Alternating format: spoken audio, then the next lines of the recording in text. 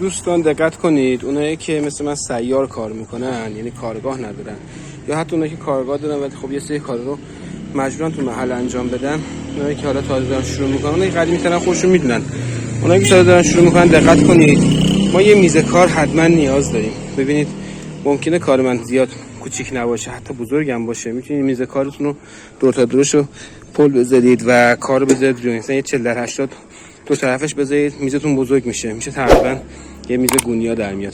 این یه میز گونیا و یه میز خوب و محکم تقریبا جزو لازمه کار ما آهنگراست. اینو دقت کنید حتما داشته باشید. رو زمین هم قشنگ نیست، کار تمیز در نمیاد، صاف و سوت در نمیاد و هم یه جورای قشنگ نیست رو زمین کار کردن. میز خودش اصلا به کارتون کلاس میده. میز خوبه، حتما با میز کار بکنید. یادتون باشه حالا موقع کار بیشتر کلیپاشو میگیرم.